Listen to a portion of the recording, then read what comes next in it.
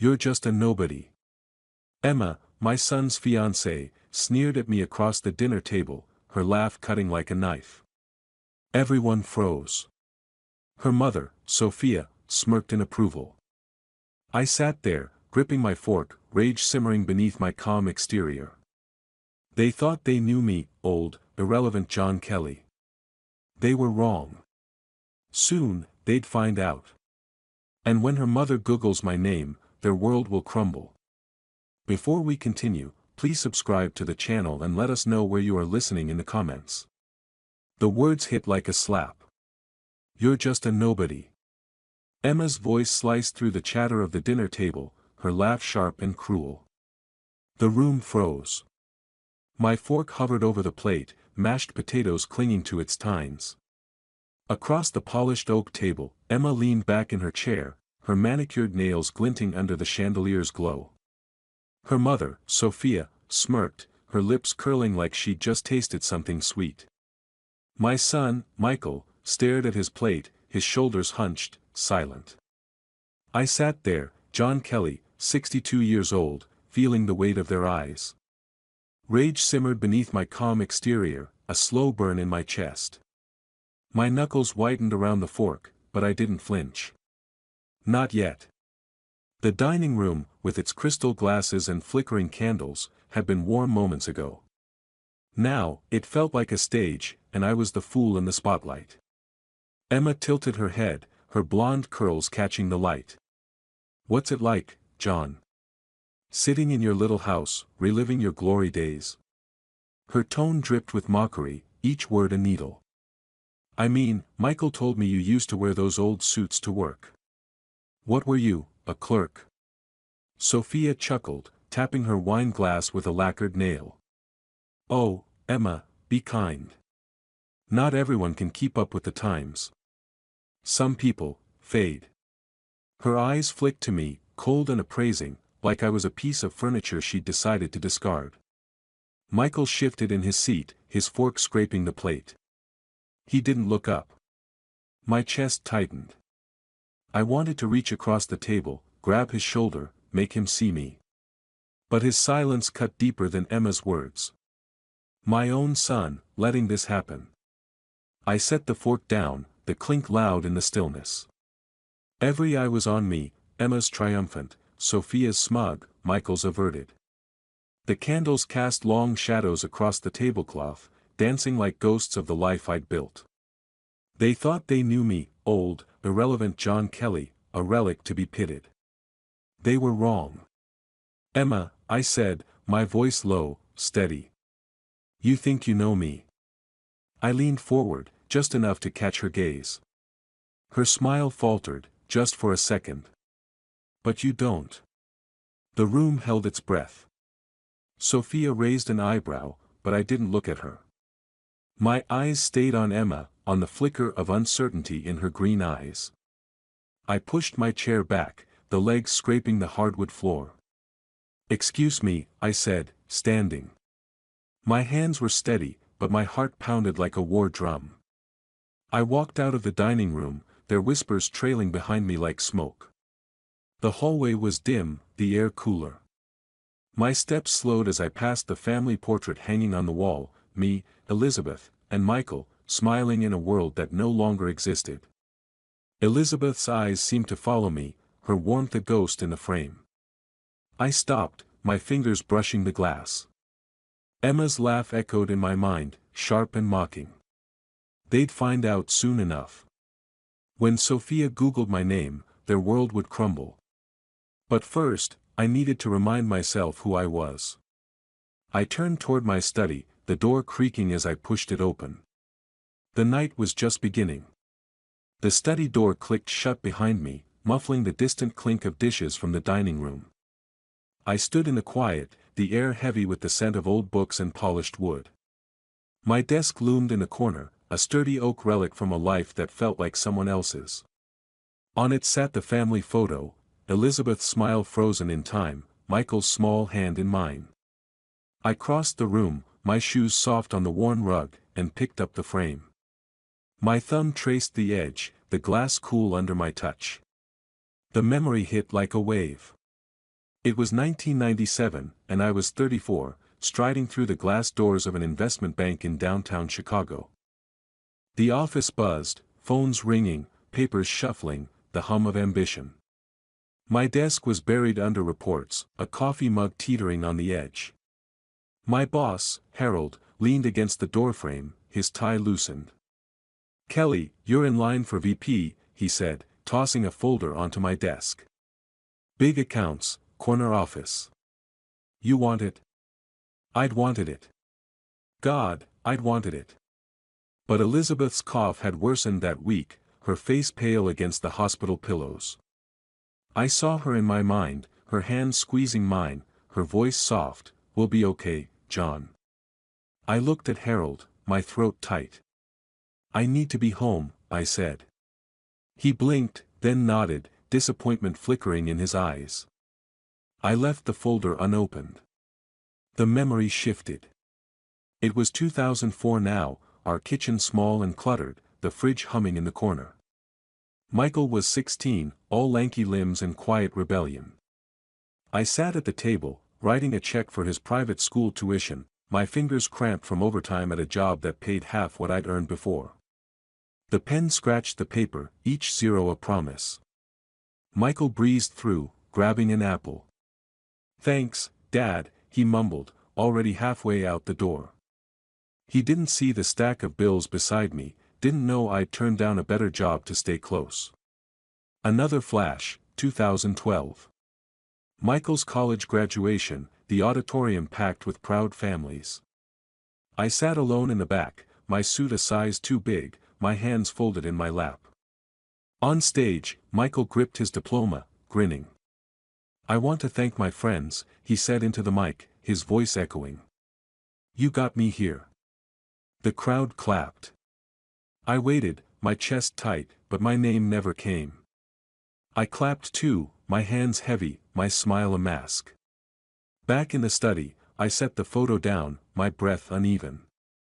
I'd given everything, my career, my dreams, my pride, for them. And now? Emma's voice rang in my ears, "You're just a nobody." Michael's silence stung worse. I'd become invisible, a shadow in my own life. I sank into the chair, the leather creaking under me. My eyes fell on the desk drawer, half open, a corner of my old address book peeking out. I pulled it free, the leather cover worn soft, the pages yellowed. It smelled of time, of deals closed and promises kept. This book held names, people who'd once called me a force, a man who could move mountains. I hadn't opened it in years. My fingers traced the names, each one a thread to a past I'd buried. I wasn't that man anymore, or was I? Emma and Sophia thought they could bury me with their words, but they didn't know the weight I'd carried, the strength it took to let go of glory for love.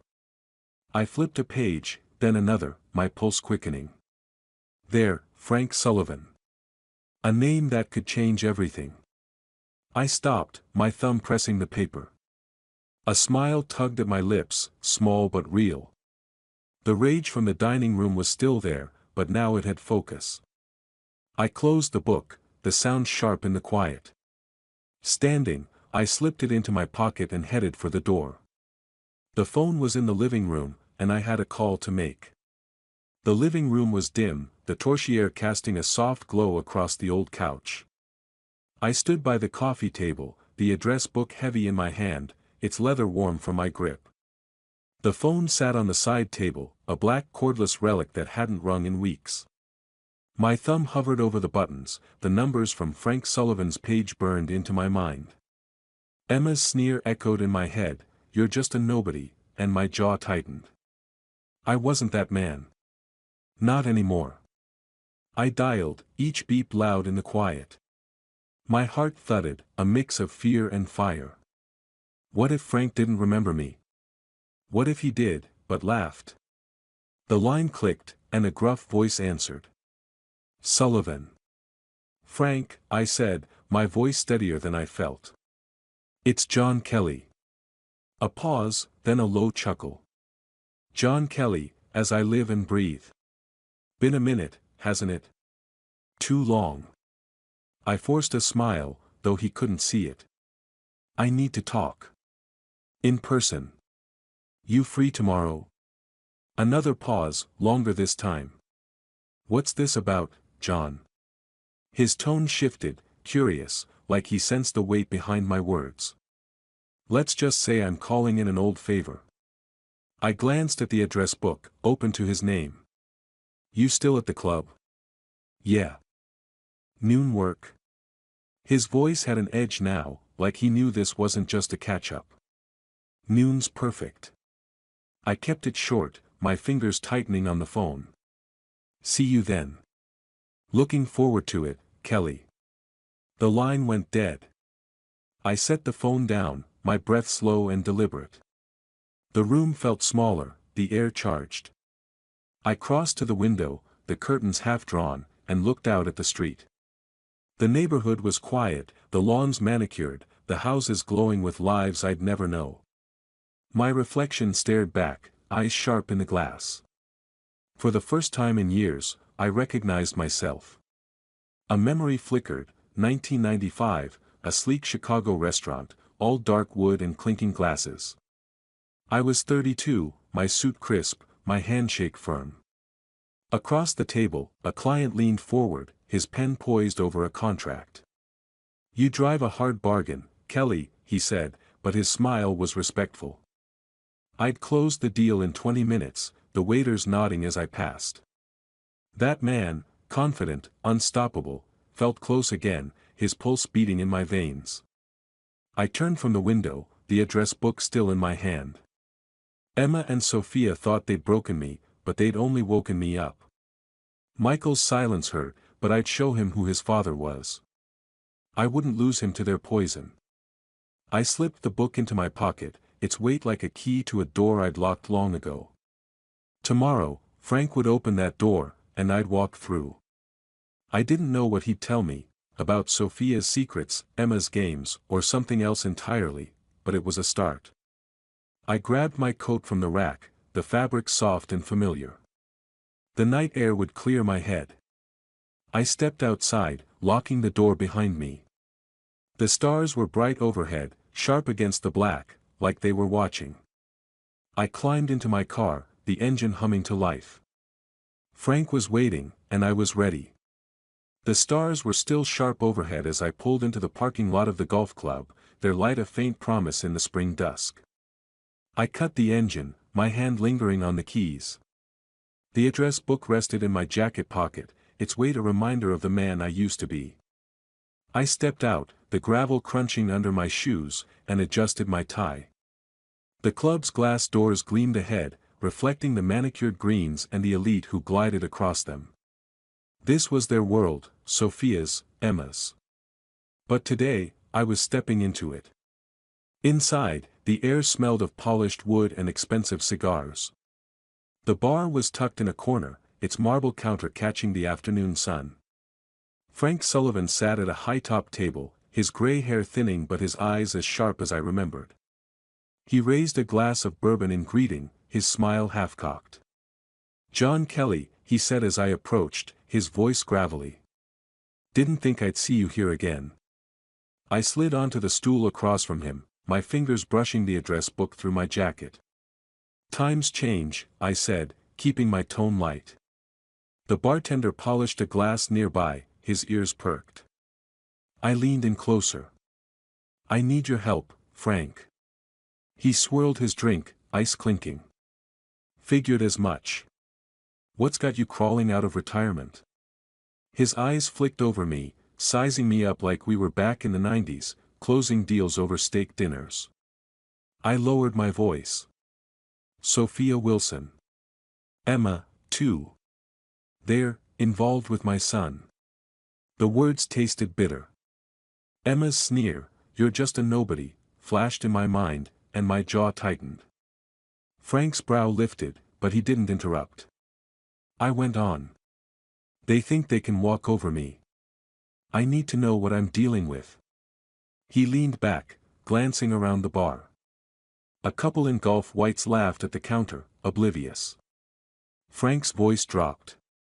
Sophia's living on borrowed time, John. That big house. Second mortgage, maxed out. She's been dodging creditors for months. He sipped his bourbon, eyes locked on mine. As for Emma, she's hunting. Your boy's trust fund is her ticket to the good life. My pulse quickened, but I kept my face still. Sophia's smug smile at the dinner table flickered in my memory, her manicured nails tapping her wine glass. Broke. Desperate. And Emma, clinging to Michael like a vulture. I felt a spark of something, anger, yes, but also clarity. They weren't untouchable. How bad is it? I asked, my voice low. Sophia's debt. Frank chuckled, but there was no humor in it. Bad enough that one wrong move could sink her. She's banking on Emma's marriage to bail her out. He paused, his fingers drumming the table. You sure you want to play this game, Kelly? It's not the old days. I met his gaze, my hand slipping into my pocket to touch the address book. I'm sure. He studied me, then nodded. All right. But you didn't hear this from me. He slid a business card across the table, the edge catching the sunlight. Call this guy. He's got details, bank records, the works. Discreet. I picked up the card, its surface smooth under my thumb. A key, maybe, to unlocking their facade. I pulled out my pen and jotted a note in the address book, the scratch of ink loud in my ears. The light from the bar's windows glinted off the glass table, sharp and clear, like my thoughts. I wasn't just reacting anymore. I was moving. Thanks, Frank, I said, pocketing the card. I owe you. He waved a hand, his smile wry. Just don't get yourself in too deep. He drained his glass and stood, clapping my shoulder. Good seeing you, John. I watched him go, his silhouette blending into the crowd of tailored suits and clinking glasses. My chest felt lighter, but my mind raced. Sophia's debts. Emma's greed. Pieces of a puzzle I could use. But Michael, would he see through them, or turn away from me? The thought stung, but I pushed it down. One step at a time. I stood, the address book a steady weight against my heart. Outside, the air was cool, the stars fading into the afternoon haze. I slid into my car, the business card in my hand. Its edges were crisp, promising answers. I turned it over, my eyes narrowing. The game was on, and I was ready to play. The study was quiet, the desk lamp casting a warm pool of light across my laptop. The business card from Frank lay beside it, its corners sharp, a key to the door I was about to open. I leaned back in my chair, the leather creaking, and stared at the screen. The cursor blinked in an empty document, waiting. Emma's voice echoed in my mind, "You're just a nobody," and a slow smile spread across my face. Not tonight. I started typing, the keys clicking softly.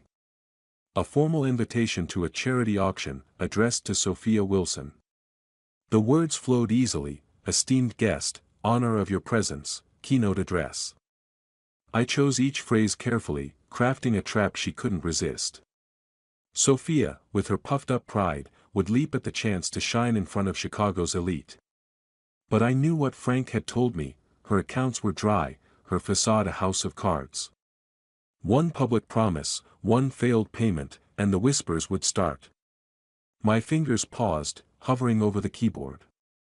I pictured Sophia opening the envelope, her eyes lighting up at the embossed letterhead I'd mocked up. She'd preen, maybe call Emma to brag. "This is my moment," she'd say, her voice dripping with self-importance. But when the auctioneer called for her pledge, her card would fail. The crowd would murmur, their eyes sharp with judgment. Her perfect mask would crack. I leaned forward, my pulse quickening. The plan was simple but brutal. Sophia's humiliation would ripple, shaking Emma's confidence, maybe even her grip on Michael. But a pang hit me, Michael. What if he blamed me? What if this pushed him further away? I gripped the edge of the desk, my knuckles pale. No. I couldn't stop now. They'd mocked me, dismissed me. I'd show them who John Kelly was.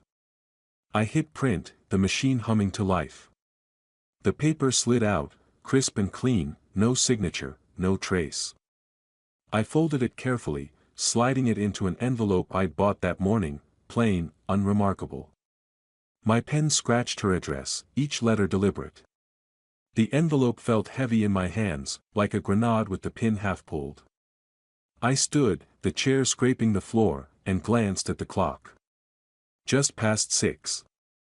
The postbox was a short walk, and I wanted this done tonight.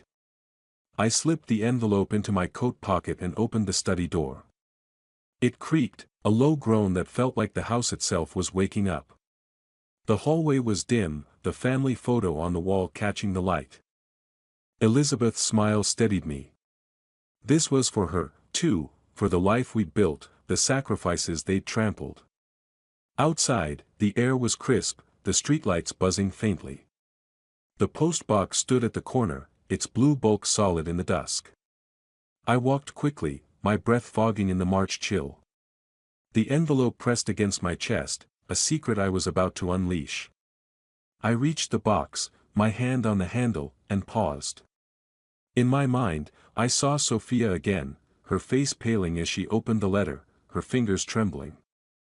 "Emma," she'd say, her voice bright with pride, "they've chosen me." She had no idea.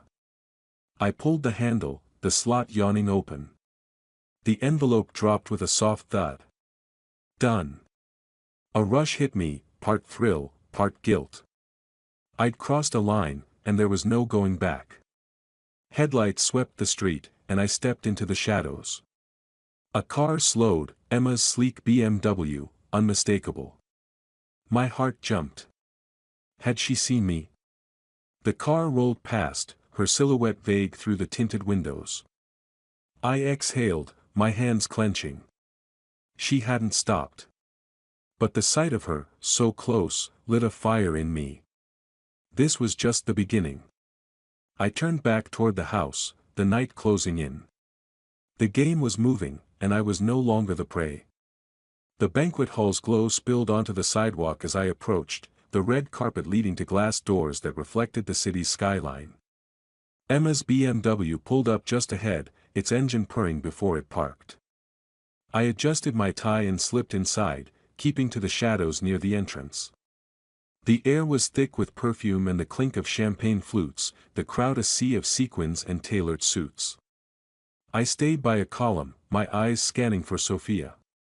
The trap was set, and I was here to watch it spring. The hall was a spectacle, crystal chandeliers casting prisms on the walls, a string quartet humming in the corner. Sophia stood on a raised platform, her emerald gown catching the light as she smiled at the podium. Her voice carried, polished and proud. "This cause means so much to me," she said, her hands gesturing grandly. "I'm thrilled to pledge $50,000 tonight." The crowd clapped, but I saw the auctioneer's assistant frown, her tablet glowing as she tapped the screen. My pulse quickened. I leaned against the column, my fingers brushing the address book in my pocket. The assistant whispered to the auctioneer, who stepped forward, his smile tight. "Mrs. Wilson," he said, his voice amplified, "there seems to be an issue with your payment." Sophia froze, her hand mid-gesture. The room stilled, the quartet's notes fading. "An issue?" she repeated, her laugh brittle. "That's impossible. Try it again." The auctioneer glanced at his assistant, who shook her head. "I'm sorry, ma'am. The transaction was declined." His words hung in the air, sharp as a blade. Whispers rippled through the crowd, heads turning. Sophia's face flushed, her eyes darting to the sea of faces. "This is a mistake," she snapped, her voice cracking. "I'll handle it later." The auctioneer nodded, but the damage was done. Guests leaned toward each other, their murmurs growing. I caught fragments, overextended, living beyond her means. Sophia gripped the podium, her knuckles white, her smile a mask slipping fast. In the corner, Emma pulled Michael aside, her face twisted with fury. "This is your fault," she hissed, her voice low but venomous. "Your family's dragging us down." Michael's shoulders slumped, his hands raised in defense. "Emma, I didn't," he started, but she cut him off, her heels clicking as she stormed toward Sophia. My chest tightened. Seeing Michael caught in her claws hurt, but Sophia's fall was sweeter. I'd done this, plotted, waited, struck. The letter had worked, luring her into a spotlight she couldn't afford. But the sight of Michael's bowed head gnawed at me. What if he hated me for this? I pushed the thought away, focusing on Sophia's unraveling. I edged toward the side doors, the wood cool under my palm. Part of me wanted to stay, to drink in every second of her humiliation, but I'd seen enough. The whispers would spread, her reputation fraying like cheap thread. Emma's panic was a bonus, her control slipping. This was just the first cut. My phone buzzed in my pocket. I slipped it out, the screen glowing with a text from Lisa, Elizabeth's old friend. "John, we need to talk. Can you meet tomorrow?" My thumb hovered over the reply. Lisa, sharp, loyal, always in the know. What did she have for me? I typed a quick yes, noon, and pocketed the phone. I pushed the door open, the night air cool against my face. The city hummed beyond, its lights bright and unforgiving. I walked to my car, the text from Lisa looping in my mind. Sophia's stumble was just the start, and Lisa's message felt like the next piece falling into place. The cafe's door chimed as I pushed it open, the scent of fresh coffee wrapping around me like a warm blanket. My phone was still in my hand, Lisa's message glowing on the screen, "Meet me at Rosie's, 11 a.m. I slipped it into my pocket, my eyes scanning the room. There she was, near the window, her auburn hair catching the morning light. Lisa waved, her smile soft but knowing, like she'd been waiting for this moment as long as I had. My chest tightened, hope, nostalgia, a flicker of the past. I crossed the hardwood floor, the creak of my shoes blending with the hum of conversation. The cafe was cozy, all wooden tables and mismatched mugs, sunlight streaming through tall windows. I slid into the chair across from Lisa, the warmth of the ceramic mug she'd ordered for me grounding my nerves. "You look good, John," she said, her voice gentle, like she was testing the waters. "Thanks," I said, my fingers curling around the mug. "It's been a while." Elizabeth's laugh flashed in my mind, her hand on Lisa's shoulder during those long-ago summer barbecues. I pushed the memory down, focusing on Lisa's steady gaze. She leaned forward, her elbows on the table. "I heard about the dinner," she said, her tone shifting, sharper now. "Emma's little stunt. Calling you a nobody in your own home." Her lips pressed thin, and I saw the fire in her eyes, the same fire Elizabeth had when someone crossed her. I nodded, my jaw tight. "She and Sophia think they've got me figured out. They're wrong." Lisa's smile returned, small but fierce. "Good. Because I've got something you'll want to hear." She glanced around, her voice dropping. "Emma's not just after Michael's money. She's tangled up with a guy, some lowlife who's been fleecing people for years. They're planning to use your son's trust fund to bankroll their scam." My breath caught, the mug suddenly heavy in my hands. Emma's sneer at the dinner table flashed back, her green eyes cold and calculating. I'd known she was greedy, but this?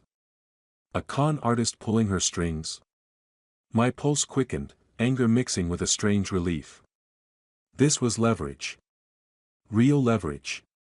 "How do you know?" I asked, keeping my voice low. Lisa's eyes flicked to the window, then back to me. "I've got friends who talk. People who see things." She paused, her fingers tapping the table. "Elizabeth always said you were sharp, John. Said you could outsmart anyone. So, what's your move?" I leaned back, the chair creaking. The cafe's warmth felt distant now, my mind racing. Emma's scam could ruin Michael, but if I played this right, it could ruin her instead. "We set a trap," I said, the words forming as I spoke. Something she can't resist. A fake deal, maybe. Get her to show her hand. Lisa's eyes lit up. I like it. I can pose as a go-between, feed her a story about a big investor. She's greedy, she'll bite. She reached into her purse and pulled out a faded photo, sliding it across the table. Elizabeth and Lisa, laughing on a beach, their hair whipped by the wind. For luck, she said softly. And because she'd want us to do this. I touched the photo, my throat tight. Elizabeth's smile was a lifeline, a reminder of why I was fighting. She would, I said, my voice rough. I slipped the photo into my pocket, next to the address book. Who do we need to pull this off? Lisa's smile turned sly. I've got a name. Old contact of yours, actually. She handed me a napkin, her handwriting neat and precise. I glanced at it, keeping it angled from the other patrons. A name, but I didn't read it aloud. Not here. Perfect, I said, folding the napkin and tucking it away. The plan was taking shape, a web I'd weave around Emma. But Michael's face, his silence at the dinner, gnawed at me. What if he didn't see the truth? What if he chose her? I pushed the fear down, focusing on Lisa's steady gaze. We stood, the table wobbling slightly as we pushed our chairs back. Outside, the spring air was crisp, the street bustling with midday shoppers. As we stepped onto the sidewalk, something slipped from my pocket, a business card, yellowed with age, fluttering to the ground. I bent to pick it up, my fingers brushing the familiar name. A slow smile spread across my face. This was the key I needed. I sat in my study, the old business card between my fingers, its edges worn but the name still clear. My phone buzzed on the desk, Lisa's message lighting up the screen, in the office. She's here. My pulse jumped, a steady thrum in my chest.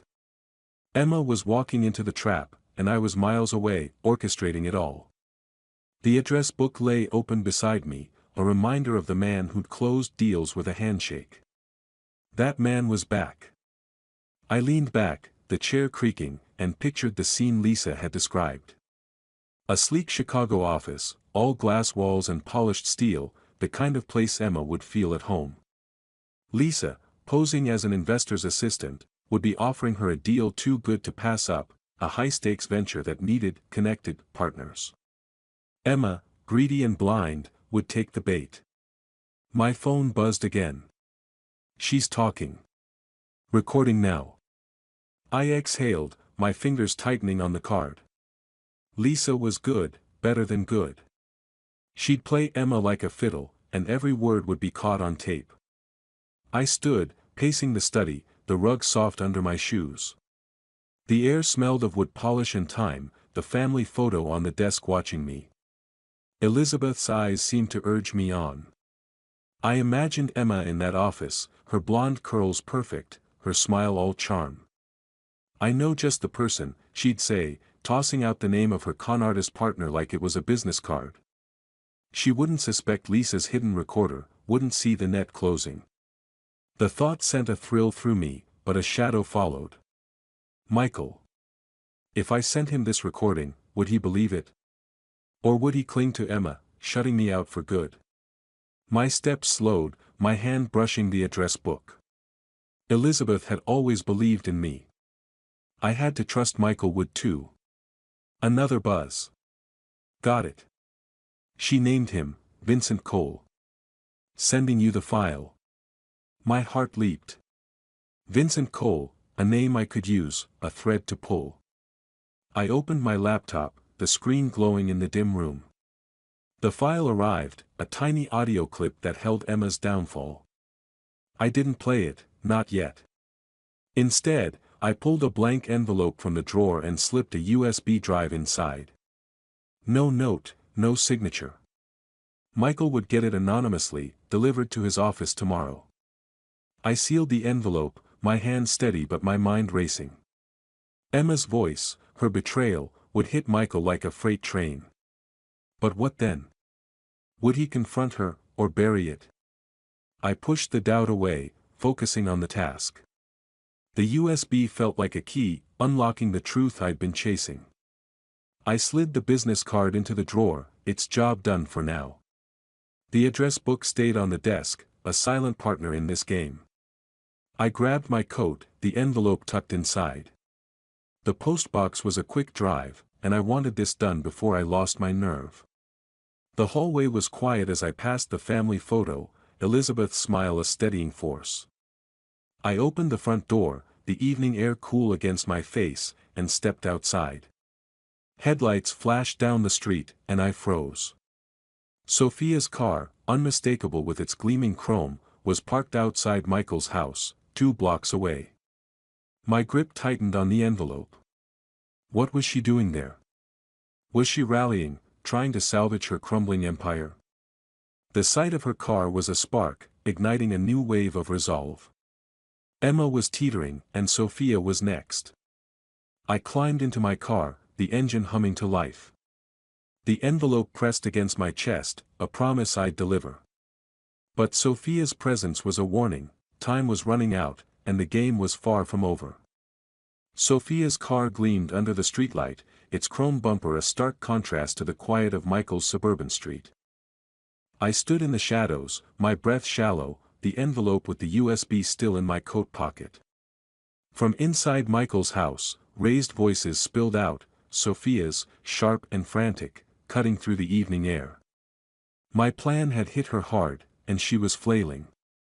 I edged closer, the grass damp under my shoes, and pressed myself against the hedge. The words were clear now, and they were about me. Inside Sophia's house, just hours earlier, the scene had been chaos. I pictured it vividly, piecing it together from the whispers I'd set in motion. She'd torn open a letter, its letterhead official, the words brutal, her debts, her missed payments, splashed across a local gossip column for all of Chicago's elite to see. Her hands would have shaken, the paper crumpling as she screamed into her phone, blaming everyone, her accountant, her lawyer, even Emma. But the truth was out, a wound I'd inflicted with a few well-placed calls and a leak to the right people. Her empire of appearances was crumbling. Now, in Michael's living room, she was lashing out. "It's your father," she shouted, her voice a jagged edge. "He's behind this, Michael. He's trying to ruin me." I peered through the window, the curtains half open. Sophia stood in the center of the room, her silk blouse wrinkled, her hair slipping from its perfect bun. Michael sat on the couch, his face tight, while Emma hovered near the doorway, her arms crossed. I held my breath, my heart pounding. Sophia's accusation was a wild swing, but it was dangerous. If Michael believed her, if he turned on me, everything could unravel. But I saw his eyes, narrowed, uncertain. He wasn't buying it, not yet. "Sophia, calm down," Michael said, his voice low but firm. "You don't know it was him." "Don't I?" she snapped, pacing like a caged animal. "He's bitter, Michael. Jealous of Emma, of us. He's a nobody who can't stand our success." Her words echoed Emma's from that dinner, and my jaw clenched. Nobody. The word was their weapon, but it was losing its edge. I shifted, my hand brushing the address book in my pocket. I'd orchestrated this, fed the press just enough to expose Sophia's lies without leaving a trace. The leak was clean, untraceable, but her panic was proof it had landed. She was unraveling, her status slipping through her fingers like sand. Emma stepped forward, her voice icy. "If it's John, he's smarter than I thought." Her eyes flicked to Michael, testing him. "But you'd know, wouldn't you? He's your father." Michael's head snapped up, his fists clenching. "Leave it, Emma." The tension in his voice sent a chill through me. He was caught between them, but his doubt in Sophia was a crack I could widen. Sophia whirled on me, though she didn't know I was there. "He's a vindictive old man," she spat. "You'll see, Michael. He'll drag you down with him." Her voice broke, and I saw it, fear. Not just of me, but of losing everything. Her status, her control, her daughter's future. She was bleeding out, and I'd barely lifted a finger. I stepped back, my shoes silent on the grass. I'd heard enough. Sophia's counterattack was desperate, but it was failing. Michael's silence, his doubt, was my victory. I turned toward the street, the envelope still in my pocket. The USB would reach him soon, and Emma would fall next. But Sophia's words lingered, a warning. She wasn't done fighting. I drove home, the night closing in, and parked in my driveway. The house was dark, the air heavy as I stepped inside. My study felt like a sanctuary, the desk lamp casting a soft glow. On a whim, I opened a closet and found it, Elizabeth's old laptop, its surface scuffed but familiar. I set it on the desk, my fingers tracing the keys she'd once touched. Something told me it held answers, pieces of the past I'd need for the fight ahead. I powered it on, the screen flickering to life. The study was hushed, the glow of Elizabeth's old laptop casting shadows on the walls. Its hum filled the silence, a faint reminder of her presence. I sat at the desk, my fingers hovering over the keys, the address book open beside me. The screen flickered, showing a folder labeled Family, her files, her memories. My chest tightened, but before I could open it, my phone buzzed. Lisa's name flashed. I answered, my voice low. What's happening? Sophia's losing it, Lisa said, her tone sharp with excitement. She's at home, digging through your past. Googling you like her life depends on it. A pause, then a soft laugh. She's about to find out who you really are. I leaned back, a slow smile spreading across my face.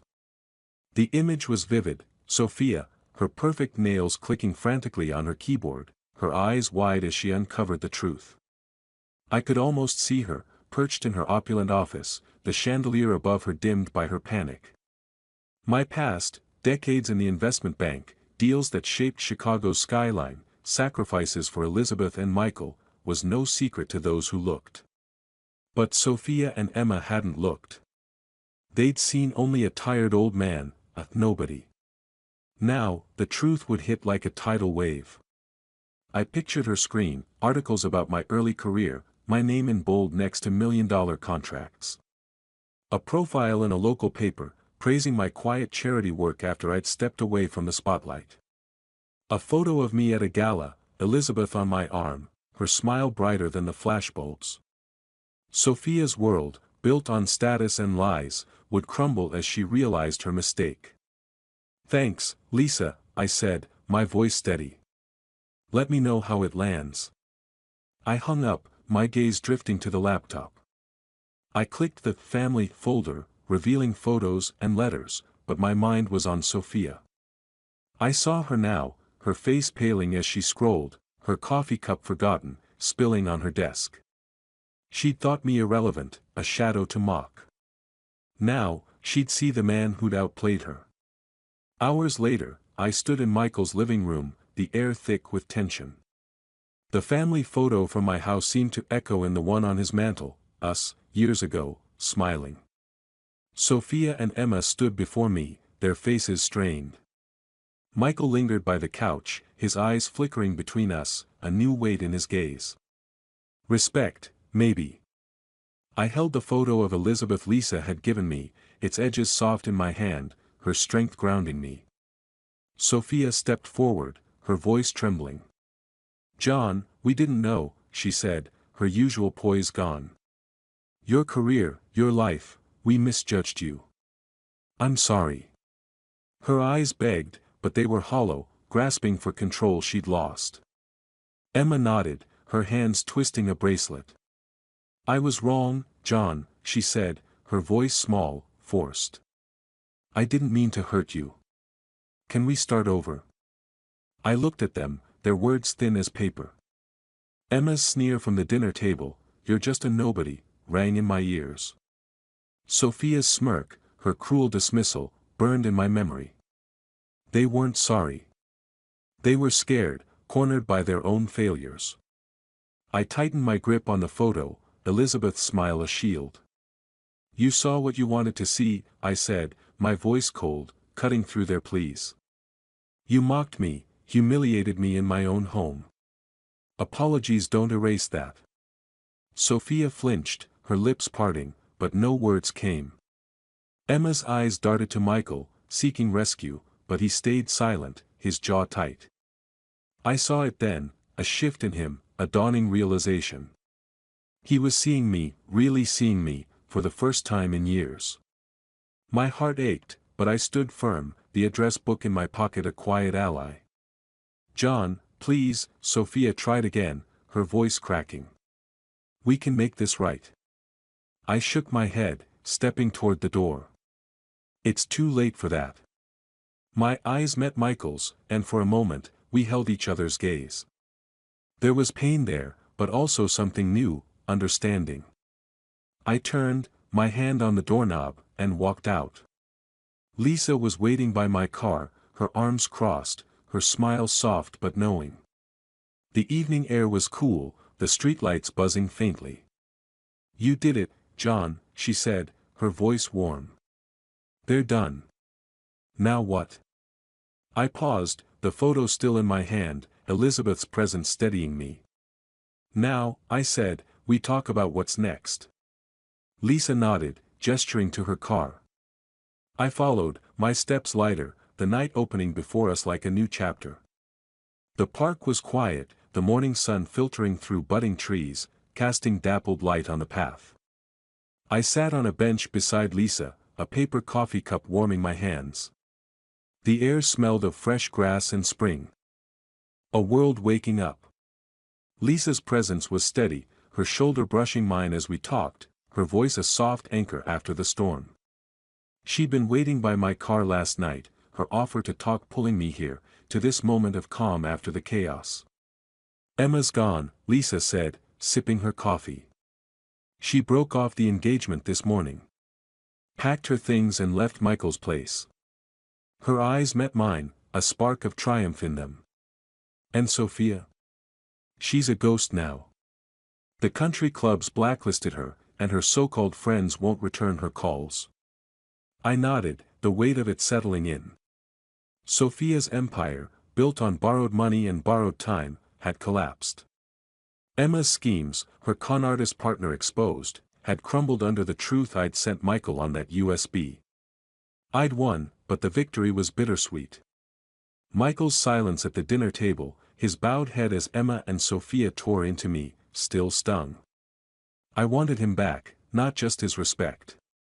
Lisa set her cup down, her hand resting on the bench. "You're quiet," she said, her tone gentle. "What's on your mind?" I looked at the coffee, steam curling in the cool air. "Michael," I said. "I got their respect, Lisa, but I don't know if I've got him." My voice was rough, the fear I'd buried rising. "What if he can't forgive me for this?" She touched my arm, her fingers light but firm. "Give him time, John. He's seeing you now, really seeing you. That's a start." Before I could answer, my phone buzzed. A text from Michael: "Dad, can we talk? At the house. Please." My heart jumped, hope and dread tangling in my chest. I showed Lisa the screen, and she smiled. "Go," she said. "He's ready." I drove to Michael's house, the streets familiar but heavy with memory. His front door was open when I arrived, the living room warm with morning light. A photo of us, me, Elizabeth, Michael as a boy, sat on the coffee table, its frame polished, like he'd been looking at it. He stood by the window, his shoulders tense, but his eyes met mine, clear and steady. "Dad," he said, his voice breaking. I was blind. "Emma, Sophia, they fed me lies, and I let them. But you," he stepped closer, his hands clenched. "You were always there, sacrificing everything. I didn't see it. I'm sorry." The words hit like a wave, washing away years of distance. I swallowed, my throat tight.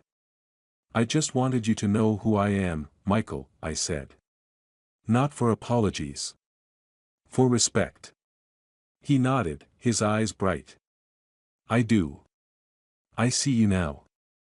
He reached out, his hand gripping mine, strong and sure. For the first time in years, I felt my son, not the shadow of him. We sat, talking longer than we had in years. He told me about Emma's lies, Sophia's desperation, and I listened, the rift between us closing. When I left, the photo on the table seemed brighter, like it held a new promise. Later, I met Lisa at the park again. She handed me a small key, its metal cool in my palm. Elizabeth's old office, she said. I've been holding on to it. We could use it, for a charity project, in her name. What do you say? I turned the key over, its weight a new kind of key, unlocking a future I hadn't dared imagine. I say it's time to start over, I said, my voice firm. Lisa's smile was warm, her presence a comfort I hadn't known I needed.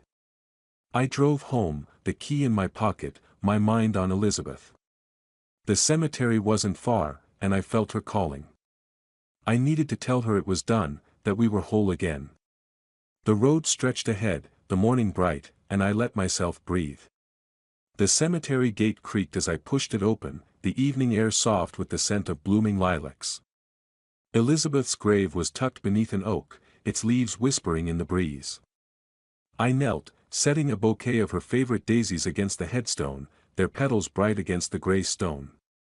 The key to her old office was heavy in my pocket, a promise I'd carried here.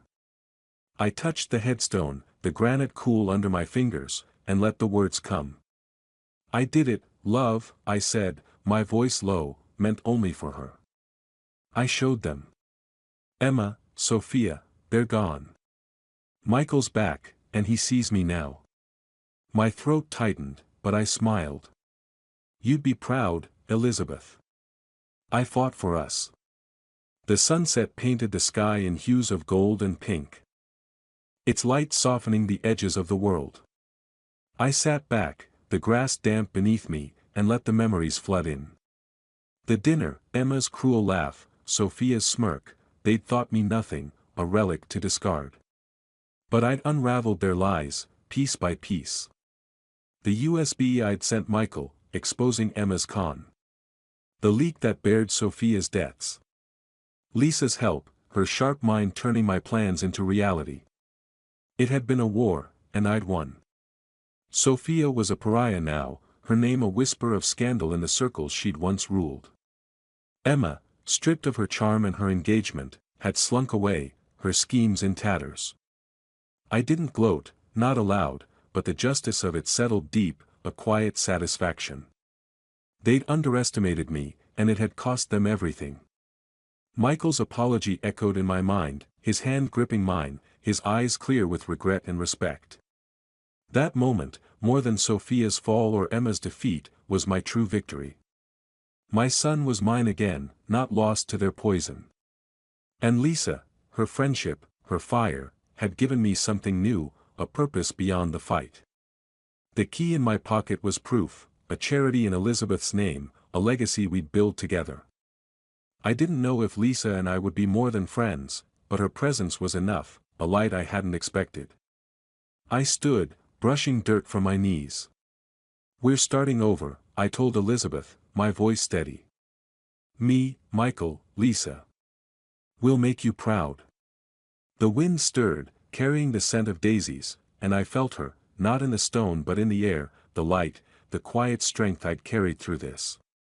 I walked to the gate, the cemetery's iron doors looming ahead. They weren't a barrier but an opening, a threshold to something new. I paused, glancing back at her grave, the daisies glowing in the fading light. The fight was over, but life wasn't. There was work to do, plans with Lisa, bridges to rebuild with Michael, a future to shape. I slipped the key from my pocket, its metal catching the sunset's glow. It felt right, a piece of Elizabeth I'd carry forward. I stepped through the gate, my car waiting beyond, its engine a soft hum when I started it. The road stretched into the dusk, the horizon bright with possibility. I drove, the key in my hand, the world opened before me. If you liked this story, please like this video, subscribe to the channel, and share your impressions of this story in the comments. To listen to the next story, click on the box on the left. Thank you for watching.